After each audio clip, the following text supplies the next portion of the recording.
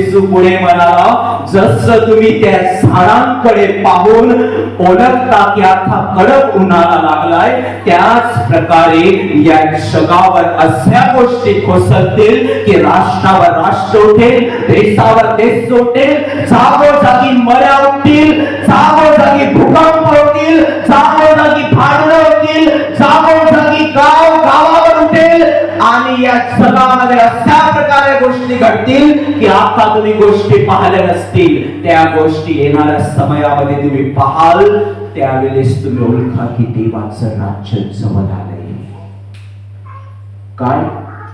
जेव्हा तुमच्या नजरेसमोर तुम्ही अशा गोष्टी घडताना पाहाल की राज्यावर राज्य उठलेलं दिसेल, मऱ्या उठलेल्या दिसतील, भांडणं उठलेली दिसतील, दासीपणा येईल, दारूबाजी जगावर पोचलेल आणि जागोजागी तरुण मुलापासून मोठ्या माणसापर्यंत लोक तुम्हाला दारूच्या व्यसनात सापडतील.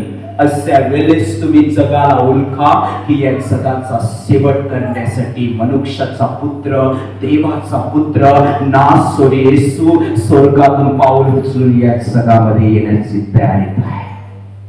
हे कशावरून तुम्ही ओळखा? जेव्हा जगावर काही गोष्टी कोसळताना तुम्हाला दिसतील, कदाचित आकाश नष्ट होताना दिसेल, कदाचित पृथ्वी नष्ट होताना दिसेल, कदाचित भूकंप होतील, कदाचित मर्यादा